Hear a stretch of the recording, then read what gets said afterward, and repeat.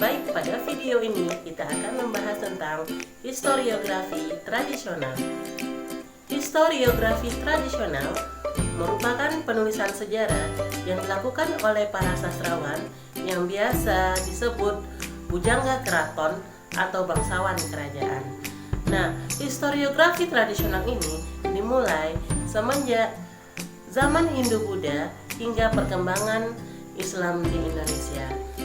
Nah, sebenarnya historiografi tradisional ini merupakan ekspresi budaya untuk merekam peristiwa masa lalu sesuai dengan apa adanya.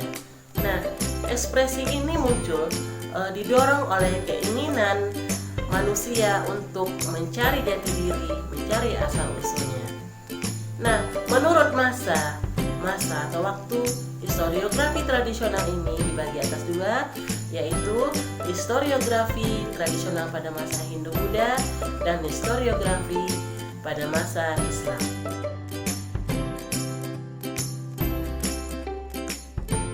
Historiografi pada masa Hindu-Buddha. Historiografi pada masa Hindu-Buddha atau penulisan sejarah pada masa Hindu-Buddha dibuktikan dengan adanya prasasti. Prasasti adalah sebagai penanda atau pengingat bahwa di daerah tersebut pernah terjadi suatu peristiwa penting. Nah, begitu juga pada masa Hindu-Buddha, prasasti dibuat untuk menunjukkan legitimasi atau menunjukkan kekuasaan seorang raja yang berkuasa pada suatu kerajaan. Nah, di mana prasasti itu dibuat sesuai dengan perintah raja untuk menunjukkan legitimasinya bahwa pada masa kekuasaannya telah terjadi suatu peristiwa penting.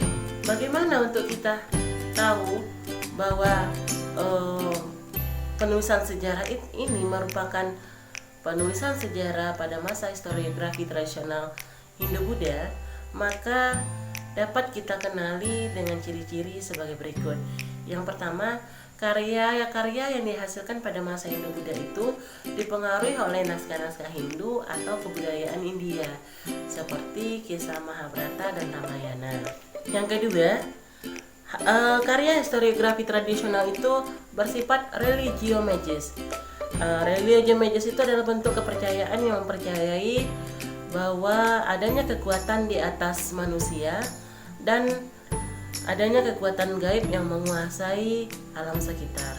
Contoh historiografi tradisional ini yang bersifat religio-magis itu seperti cerita Aji Saka. Isi historiografi tradisional pada masa Hindu-Buddha itu bersifat istana sentris. Pada umumnya terdapat keinginan untuk melegitimasi kekuasaan dan mewariskan pengalaman kepada generasi penerusnya. Nah, para penulis sejarah pada masa Hindu-Buddha ini disebut dengan pujangga yang memiliki pandangan orientasi kepada raja, sehingga hasil tulisan yang dihasilkan juga bersifat raja sentris. Karena pada masa Hindu-Buddha itu menganut konsep dewa raja. Dewa merupakan titisan dewa yang harus dihormati dan dijunjung tinggi. Oleh karena itu, hasil karya historiografi yang dihasilkan pun isinya itu banyak memuji kebesaran raja-raja yang berkuasa.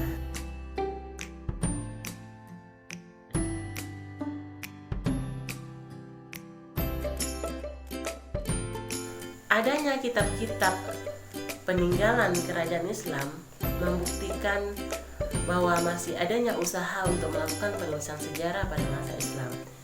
Penulisan sejarah pada masa Islam atau historiografi tradisional pada masa Islam masih bersifat istana sentris, yaitu untuk melegitimasi kekuasaan raja-raja pada kerajaan Islam. Nah, pada masa ini konsep dewa raja sudah mulai ditinggalkan karena agama Islam menolak adanya persamaan antara manusia dengan Tuhan. Nah, sebagai gantinya dikenallah raja sebagai Khalifatullah atau wali Tuhan di dunia. Historiografi tradisional pada masa Islam itu tidak lagi mendapatkan pengaruh kebudayaan India, tetapi mendapatkan pengaruh kebudayaan Arab. Nah, ciri-ciri historiografi tradisional pada masa Islam. Yang pertama, karya historiografi pada masa Islam masih mengandung mitos. Sebagian besar hal karya historiografi pada masa ini menggambarkan seseorang mendapatkan wahyu sehingga seseorang tersebut menjadikan seorang yang sangat penting. Nah, tujuan dari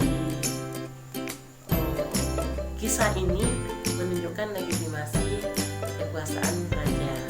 Karya historiografi pada masa Islam sudah mengenal unsur kronologi. Unsur kronologi itu dapat dilihat dari cerita mengenai asal-usul raja atau asal-usul sebuah kerajaan. Ciri yang ketiga, karya historiografi tradisional pada masa Islam bersifat etnosentris. Biasanya karya-karya pada masa historiografi tradisional ini berupa babat dan hikayat yang menceritakan tentang lingkungan etnik tertentu. Demikianlah ciri-ciri historiografi tradisional pada masa Hindu-Buddha dan masa Islam. Berikut ini akan disajikan contoh-contoh historiografi tradisional, baik itu pada masa Hindu-Buddha maupun pada masa Islam.